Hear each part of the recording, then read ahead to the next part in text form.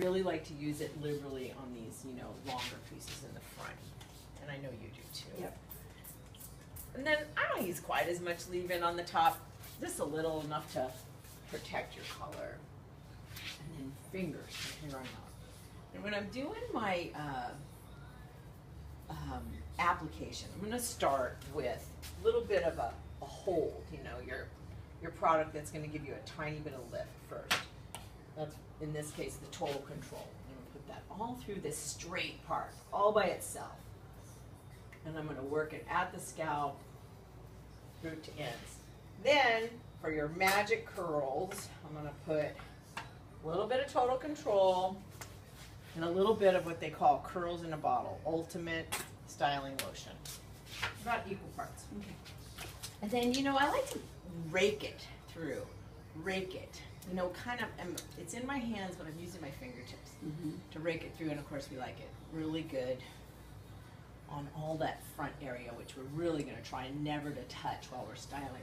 And then when we get the diffuser out, I'm going to really work at putting the dryer on low setting, and then a little bit of this on the ends. On a low setting to give it that, dry it at the scalp with lots of lift without too much airflow, because you know how that makes your hair even straighter. Yes. And then we're going to leave everything else to dry naturally, and we'll show you the end result when we get there. Lifting this, I'm only drying it at the root, and I'm really kind of trying to imagine that you're giving yourself like those 80s mall bangs. You know, the ones that stand up, but without the hairspray. So I'm kind of protecting the ends, and when you do this on yourself, you can do it even better because you can really burn your, you know, do it without burning your head. And all your lift in life is created by the root area of the hair. So, but we don't want to touch the ends with the blow dryer. It's so critical, even on the top, because you have a little bit of bend on the top, but you don't want to dry it naturally. So don't get the blow dryer on the ends.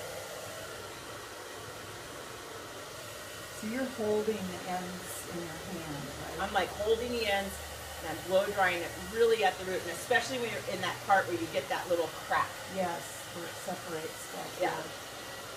What do we affectionately call that? The crack. Yeah. Whenever, what you're left with, Janice, is you still got some movement on these ends. And of course, we're barely touching these, and we even re-wet them because the diffuser is not our choice. But to let your hair dry naturally is, of course. That would be the best.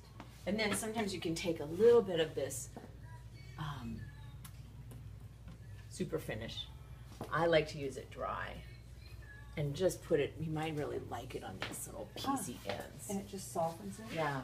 So see how we've maintained a little bit of the body through the top, and it's not so straight? Well, it's always when you first wash it. But you're also connecting the straight to the curly just a little bit more. Here, take a look at the profile. Oh yeah, I like that. So you can really just pile this up and have all that movement coming. Let the curl do its thing. Yeah, and I love your hair tucked too. That's I do that a lot. one of my favorites. Okay.